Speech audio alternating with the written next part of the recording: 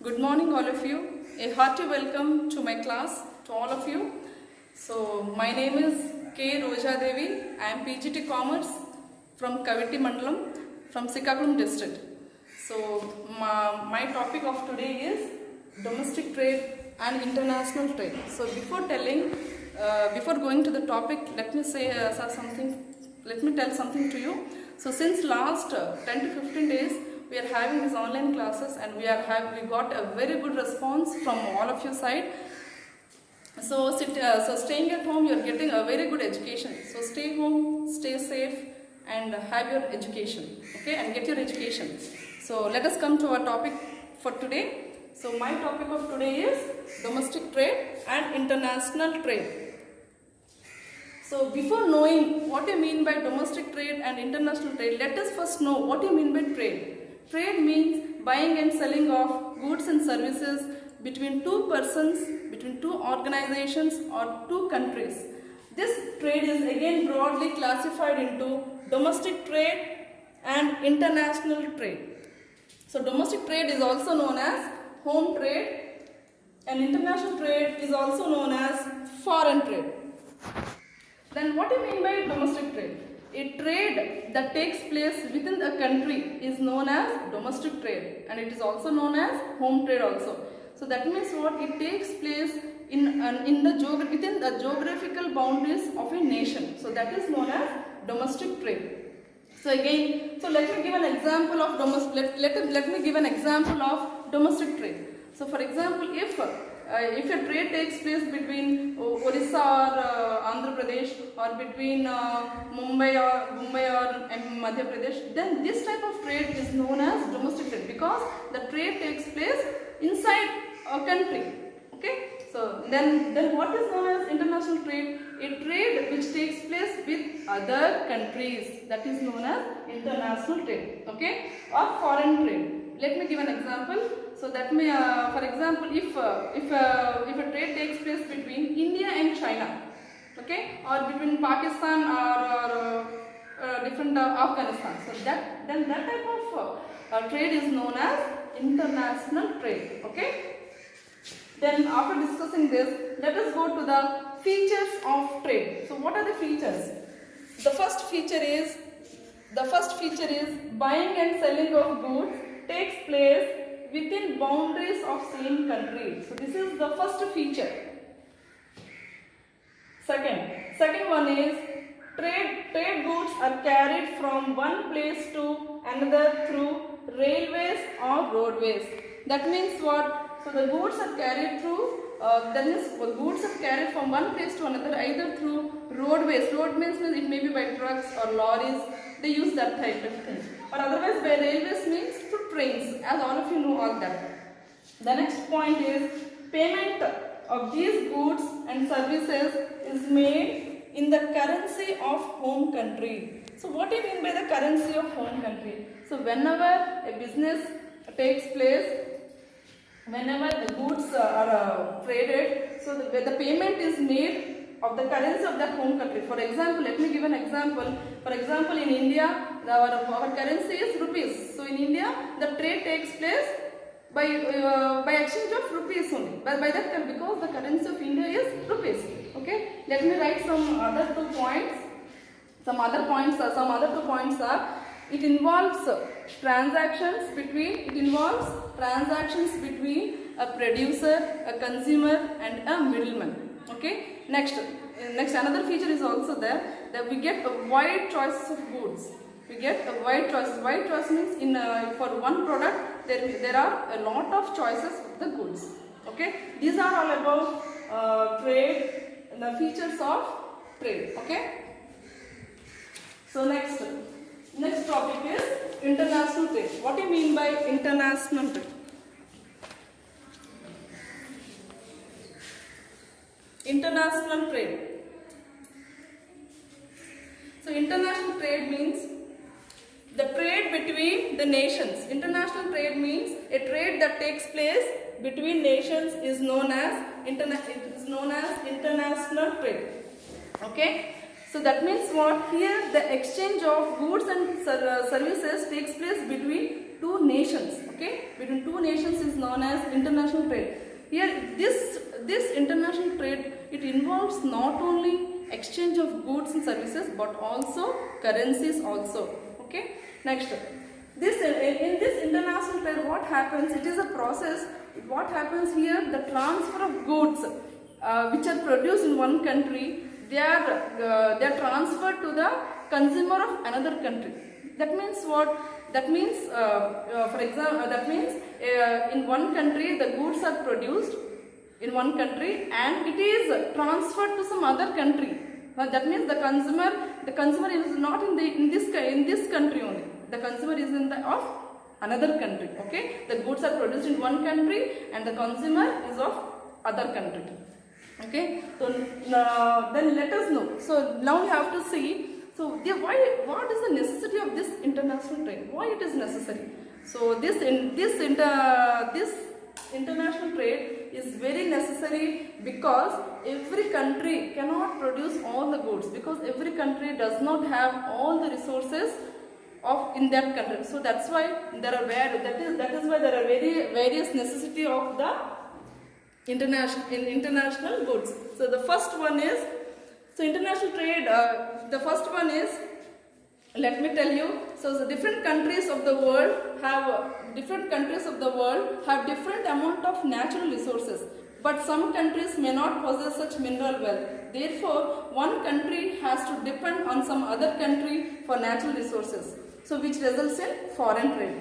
Some other countries are suitably placed to produce some goods more economically due to availability of raw material. That means what? In some countries the goods are the raw materials are available in low cost and the labor is available, technology is available in low cost. That's why in that what happens?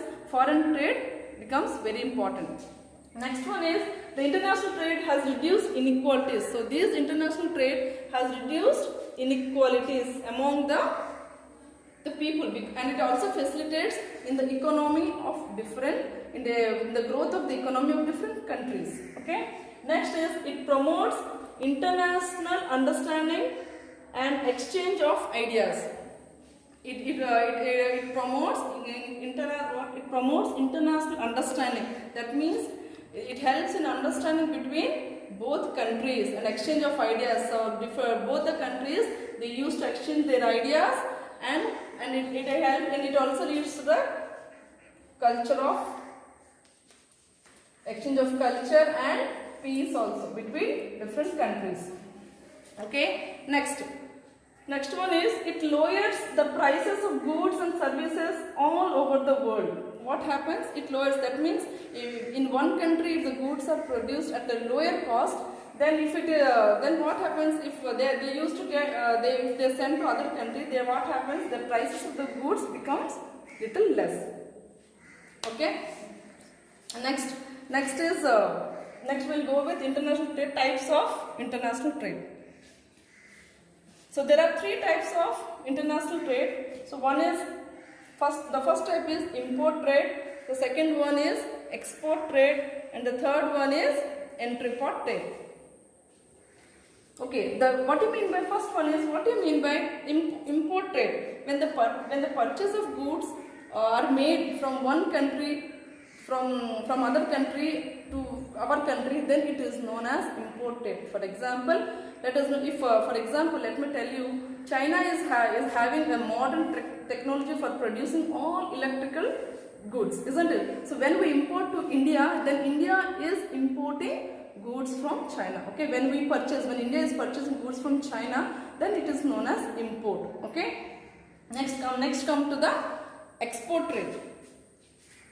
So when goods are sold to a trader of another country, goods are said to be exported. That means if we are exporting some goods to other countries, to some other country, then that type of trade is known as export. Okay. For example, if India is exporting diamonds to another country, then it is known as export trade. Okay. Then the third one is entrepot trade. So what is this entrepot trade? Entry port, it is a mixture of both import and export. Okay, here what happens when goods here what happens means when goods are imported into a country and not for consumption. Here what happens, a country imports goods, okay, not for consumption, but it again it is exported to a third country. Okay, so that is known as entry port trade. Again I am repeating this type. Here what happens, when goods are purchased, when goods are imported from one country not for consumption, and again that goods are exported to a third country, it is known as entry port trade. Okay, so let me give an example. If India is importing oil seeds from America and it is exporting the same to Malaysia, then it is known as entry port trade.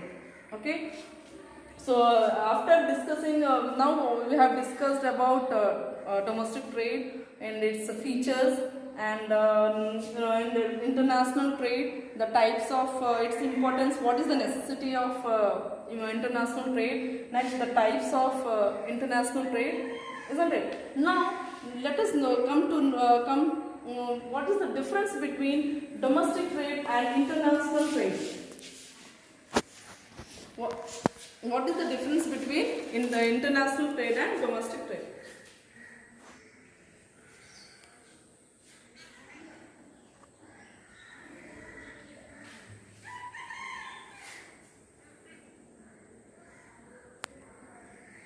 Yes. So the first one is here in domestic trade what happens, the trade takes place within the countries. Here what happens, a trade takes place within the countries. Here in international trade what happens, trade takes place with other countries. Okay, that means here the trade is conducted inside a country, within the country, within the geographical boundaries of the country. The second one is, it does not involve any exchange of currency. So what happens in a domestic trade, the exchange of currency does not take place. Okay, whereas in international trade, here what happens, it involves exchange of currency. Here it involves exchange of currency. Okay, here the risks are less. In domestic trade, the risks are less. Why the risks are less? Because as the goods are traded within the country, what happens? The risk factor is very less. So anything does not have any higher type of risk. But here what happens? Here the risk factor is more, because here also what happens? The transport cost.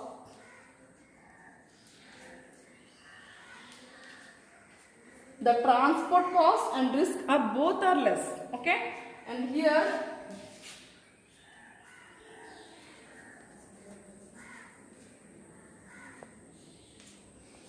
so here what happens? Why here the transport cost is less? Because the goods are they are transported not far, because the goods are transported within the areas, within the small areas only. But here what happens? The transport cost and risk are more, because here the goods are transported to very far, to a very long distance. Okay. Next, with the movement of goods through roads and railways. Here, as the distance is very less, here the goods are carried from one place to another through roadways and through railways. Roadways means I told earlier only. So roadways means what? Through either through trucks or through lorries, anything.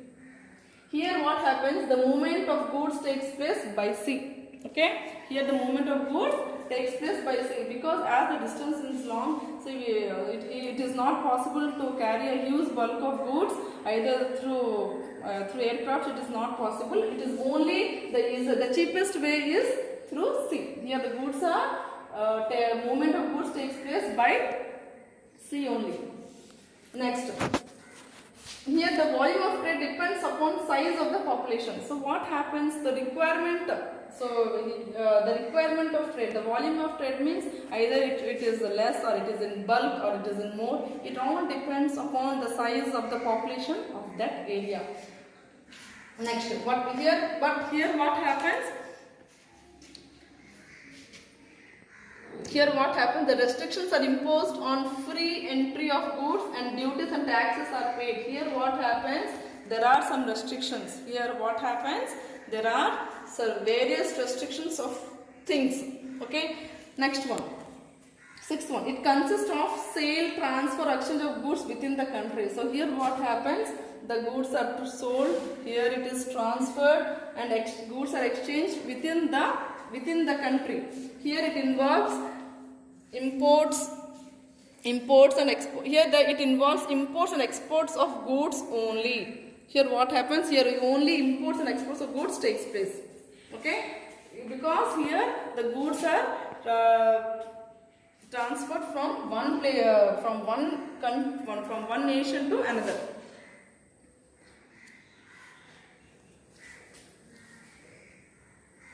So if you need, you can write all these points, all of you. So another point is it facilitates. So in this side, it facilitates movement of goods from one point of production to areas where they are consumed. It facilitates countries. Whereas in this side, it facilitates countries to specialize in the production of goods for which they have maximum relative exchange. So these are some of the differences. These are some of the differences of domestic trade and international trade, which you can see and which you can note yourself.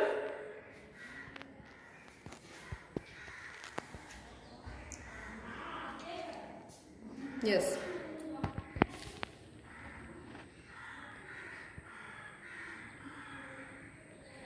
Next, after this one, let us come to the, yes, let us come. So what are the limitations? Okay, we will go with limitations of this. The limitations means what are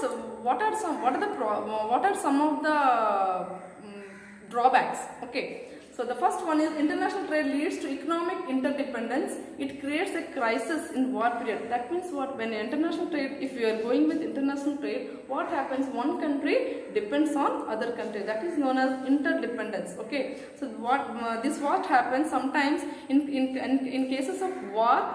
At that time, the country faces a lot of problem as it is dependent on other countries. So at the time of war, it creates a crisis. Next one is international trade. It may lead to neglect of certain sectors of the economy. So what happens when international trade is connected? What happens? Some sectors of the economy are totally neglected, or it is totally not considered. Okay. Next one is unrestricted imports may adversely affect after the industrialization of developing countries. So sometimes what happens, if the imports are unrestricted, sometimes the industrial position of some of the developing countries are adversely affected. Next one is it leads to unhealthy competition and rivalry among the countries. So sometimes what happens when this international trade is conducted due to unhealthy competition, so that the countries there is a lot of fightings or rivalry starts between two countries. The next limitation is rigid specialization in few industries on the basis of comparative cost principle may create many difficulties. Okay. So rigid specialization, because a country cannot be specialized in all the things. So some industries lack of some specializations, they may create some more problems. Okay, so these are some of the limitations of international. So in every trade, so generally there will be some advantages and some of the disadvantages, isn't it?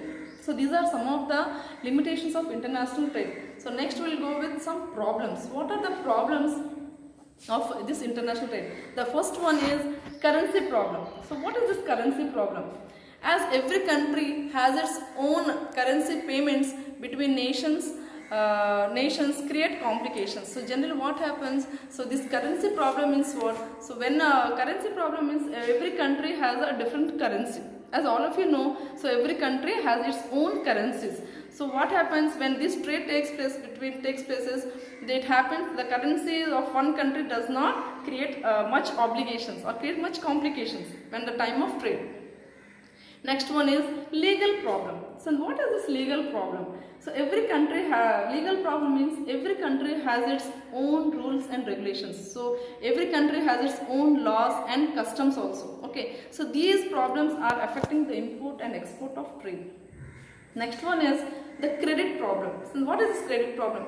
So when there is what happens in this international trade, there is no direct contact between the exporters and importers. So there the exporter has to rely on the credit worthiness of the importer. So what happens generally? So credit problem is here generally the importer and export, they don't have any direct relationship among themselves. So at that time, so what happens? The exporter, he has to depend on, he has to rely on credit worthiness. He has to depend on that. He has to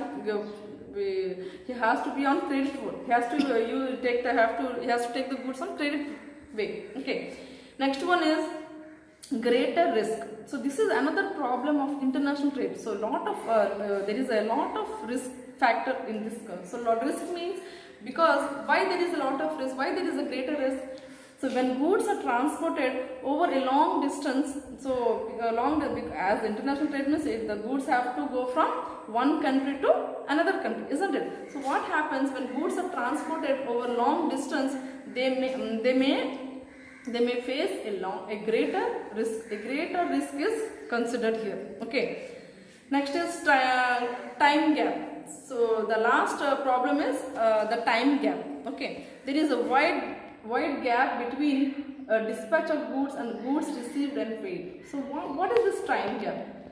Time gap means what? So as the goods which are traded, they have to cross from one country to another country. So it takes a lot of time. So dispatching of goods takes a lot of time, and the person who has to receive the goods and who has to pay the goods, he also takes a lot of time to do that process. So that's why there is a lot of time gap in this international. So these are some of the problems. So these are some 5 problems which in international sales. First one is the currency problem. The second one is legal problem. The third one is credit problem. The fourth one is greater risk. The fifth one is time gap. Okay. So these are some of the limitations and problems of international trade. Okay. The next topic is SEZ. Okay, the next topic is SEZ. Then what is this SEZ? Special Economic Zones. Okay, SEZ means SEZ.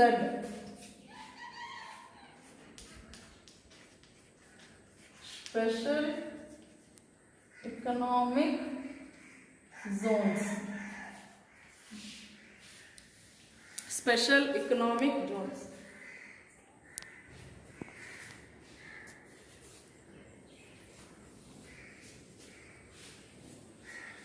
Yes, special economic zones. Special economic zones, what do you mean by that? So it is a geographical region that has economic laws and that are more liberal than a country's economic laws. That means what? It is a separate geographical region. It is a separate area where the laws of that area are different. The laws are very more and other than the country's economic laws. In that area, the laws they have the economic laws are more than that of the, and they are very liberal. Liberal means very liberal means it is very there are less restrictions on that. Okay. Let us know first what is the main aim of this SEZ. What are the main aims of this SEZ? The main aim of this SEZ, that is Special Economic Zones, is attracting larger foreign investments. Okay, so generally what happens, these areas are not used, the lands are totally completely left, and for this time what happens, these are not used for other purposes, not used for some other purposes. That's why the aim of this type of area zones are to attract larger foreign investments. Okay, it is intended to make SEZs as engines for economic growth. So these type of areas are to improve the economic growth. These areas are taken into consideration, and for this the larger foreign investments are attracted. Okay. The SEZ Act was passed by the Parliament in May 2005. Okay, so for this special act was passed, and it was passed in May 2005. So yes, SEZ, what is this SEZ? SEZ is a specially described duty-free enclave deemed to be a foreign territory for the purpose of trade operations. So generally what happens here, also some trade, that means for some business operations it can be carried out in these places. Okay, so now let us now come to know what are the objectives of this SEZ. So let us, after have discussion what is known by SEZs, let us now come to know what are the objectives of this SEZ. So the first one is generation of additional economic activity. The first objective of this one, generation of additional economic activity. Second one is promotion of exports of goods and services. If in these areas, so goods are produced more and more, so these can be used for exports and imports. So that means, so the export import goods will also be increased. Okay. Next one is promotion of investment from domestic and foreign resources. Okay. So generally what happens, this type of investments they are done from domestic, from both domestic and foreign sources can invest in this type of areas. Okay. Next one is creation of employment opportunities.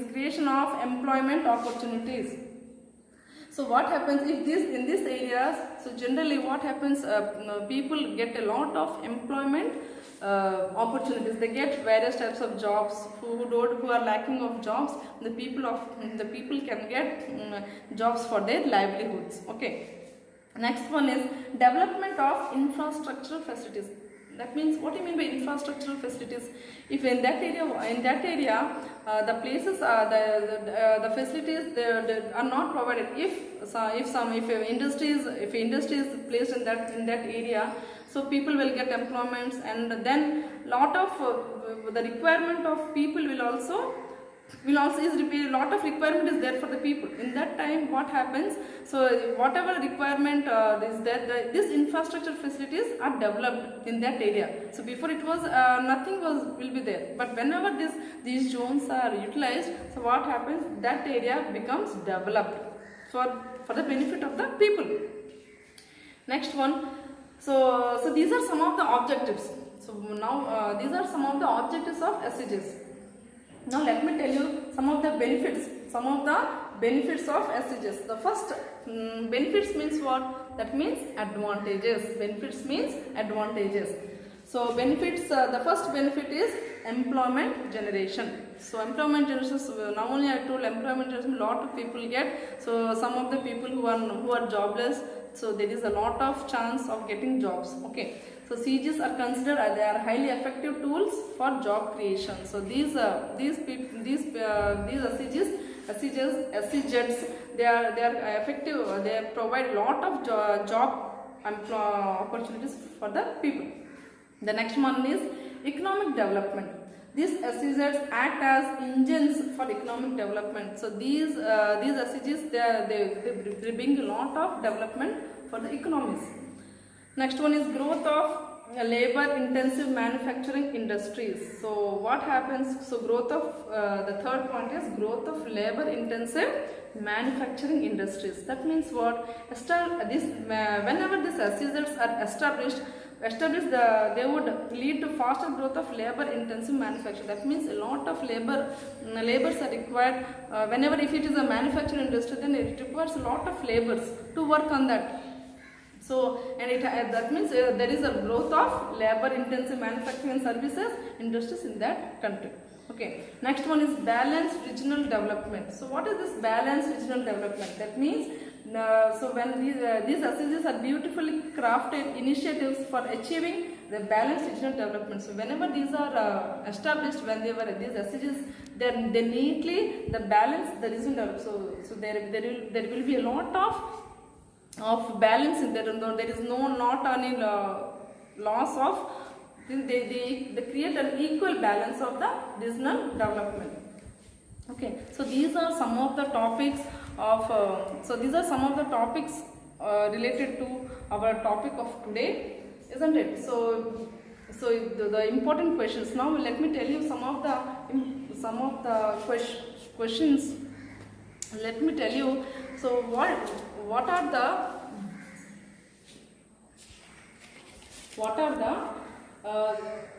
disadvantages of these SEZs? Now till now we were discussing about advantages. Okay, so another advantage is of SEZ is capacity building. So it helps in SEZs helps in very capacity building also. Okay, next one is export performance. Export performance means it creates a dynamism in the export performance of a country by eliminating fast resulting from tariffs and other trade barriers, the export tax system and excessive bureaucracy also. So these are some of the advantages of SEZs. Okay, now let me tell you what are the disadvantages. What are some disadvantages? Let me tell you what that everything has some advantages and disadvantages. So let me tell you some of the disadvantages of this SEZs. So SEZs are they are real estate speculations. So sometimes what happens, these SEZs are encouraging real estate speculation. That means some small and marginal farmers, weavers and livestock, they rear communities and are away for their professions due to they are generally what happens, they are away from their professions due to SEZs. So there are a lot of small farmers, small business people, small marginal weavers. So these people they are far away for their professions due to this. Because these people used to use that zones, and whenever SEZs comes, so these people they don't get that areas, that estates they get that. So that means it becomes speculations. Next one is there has been a criticism regarding the governance model of SEZs and their accountability. They could not democratic local government institutions in SEZs. These SEZs are not only keeping away from resources but also from democracy and governance. So these what happens, they are using a lot of resources, and also what happens, the democracy and governance also becomes very far for them. There are several environmental and health problems in established. So not only this, so there is lot of environmental and health problems also. So whenever these industries are established in SEZs, what happens, the smoke which comes out, the industries which are having hazardous gases, so it creates a lot of health problems and also environmental problems. So there is a strong criticism for payment of meager and inadequate compensation and rehabilitation measures to be displaced people. Okay, so this is also one of the disadvantage. The next one is backward areas for bringing balanced regional development, but it has not happened. So generally these SEZs should be established in backward areas, but it is not doing that. So if it is done in that way, then it brings a balanced regional development, but these are not. So majorly the units are located nearer to larger cities. So generally these SEZs they are not located in backward areas. So generally these are located in larger cities. If it is located in backward areas, then there will be a balanced regional development, but it is not happening like that. So these are some of the advantages of SEZs. So now let me tell how this our next topic is about AP industrial infrastructure. So what is this AP Andhra Pradesh industrial infrastructure? So what happens here? So some of the important measures what are the important measures this Andhra Pradesh government AP is taking for this industrial infrastructure? Let us know. So what it is doing? Okay. So what this Andhra Pradesh state is helping? How it is helping? It is the first one is common effluent treatment plants. So it is first giving a common effluent treatment plant. Next it is giving what? Next one is water supply distribution network. So it is helping a lot by providing water supplies which is required. Okay. The next one is proper CC storm water drainage system. So every factories require some require some drainage system so that the waste materials should go out. Okay. So that's why it is providing a CC storm water drainage system. The next one is sewage treatment with water recycling facility. So sewage treatments are provided, and also the water which is coming, the water is also recycled. Recycling facilities also provided. Okay, lush green landscaping. So the area, the lush green landscaping means what? The area is not becoming barren. So what is happening? The area, they are providing lush green. So the surrounding areas, they are keeping it very green, so that they will get fresh air, and the health problem will also be not there for the people. So next one is a provision of dedicated gas connectivity. So there is a provision for dedicated, so the gas connectivity is also provided in a very decent manner. Next one is 4-lane international road network. So this is very important. So 4-lane internal road network. No, road network is very necessary, because when people want to move from one place to another, they require a proper movement. They require proper way to go from one place to another. So that's why they are creating road. The road network is also very neatly created. Next one is power supply, and it is very important. So without power supply, nothing can happen, isn't it? So there is a lot of power supply, this full power supply, because without power the work does not start, isn't it? Next is skill development centers. So that means, what do you mean by skill development centers? So for proper training for the students, for the people. So if some people doesn't lack any knowledge, for them special centers are provided. So that is known as the skill developing centers. Okay, so these are some of the industrial infrastructure facilities which the AP is providing. The next topic is incentives for SEZ units. So what are the incentives? Incentives means what are the benefits for the, when these SEZ units are there, what are these incentives which are provided to these?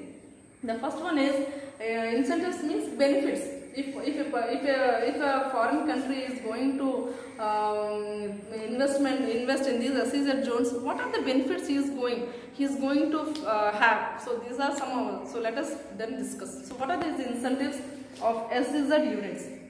The first one is exemption from duties and excises. They are exempted. Exempted means they are not required to pay the excise duties, the custom duties. They are not required to pay. So the company which is going to use these SEZ zones, they are exempted. Exempted means they are not required. Okay. Next, 50% of new capital that is invested in last 5 years. So 50% of the new capital, so which is invested in the last 5 years. That means what? That means the requirement, the capital which they are required to invest is only 50%. Okay. Next, avail international funds and interest rates. So they can use the infrastructure funds. Okay, they can use the infrastructure funds, and also the interest rates for them is also very low. Okay. Next one is reimbursement of duty paid on furnace oil procured for domestic oil companies to SEZ units are as per the rate of drawback notified by the Directorate of General of Foreign Trade. Okay, so that means what? The payment, they get a very reimbursement amount. So for furnace oil or for domestic oil companies, these SEZ units, their reimbursement, for them the amount is very low. Okay. Next one is commodity by holding by these units are permitted. So the commodity hedging by SEZ units is permitted. So the commodities means what? That means the goods. Okay. Next is free freedom for subcontracting abroad. So free freedom, they have a free freedom. Nobody is going to have any restrictions for that.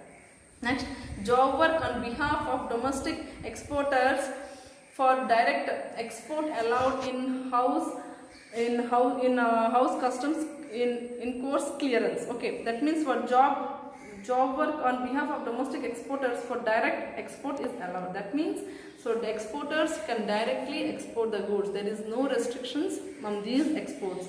The next one is in customs clearance. They don't have any this custom problems. Whenever goods are transferred from one country to another, there is a lot of custom duties, custom clearances, and these scissors, they don't have all these things. Okay, next 100% FDI. Okay, they get 100% of FDI. The next benefit is benefits from the AP industry policy 2010 and 15. This policy, AP industrial policy 2010 and 15 policy is applicable. The benefits which are there in this policy, it is applicable. Okay, stamp duty waiver. Stamp duties waiver. Next one is VAT, sales tax, next stock trail tax are exempted. All these taxes are exempted for these SEZ units. Next is electricity subsidy. Electricity subsidy means they get a lot, they get the amount which electricity power bills which they get a lot of subsidies. That means they doesn't have to pay the full amount. Okay, single window clearance system state level. Next, lower industrial power tariff among the industrial progress states in the country. So these are some of the incentives of SEZ units. Okay, which the SEZ units can avail. So this is our topic for today, and let me tell you, so what are the questions which you get for this topic. So today, what is the today's topic, what are the questions which you can get? The first one is, what do you mean by trade, and what do you mean, second question is, what do you mean by domestic trade, what are the features of domestic trade? That's the second question.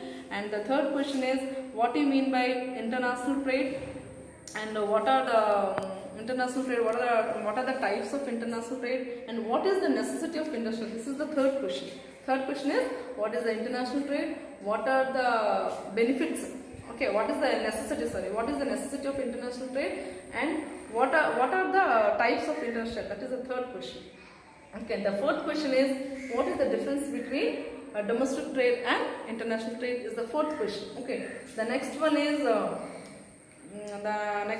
SEZ units. What do you mean by SEZ units? What are the benefits? What are the disadvantages? And how the AP government, how AP is providing benefits to this? So this is the next question. Okay, so thank you all of you. So this is the topic for today. Thank you one and all.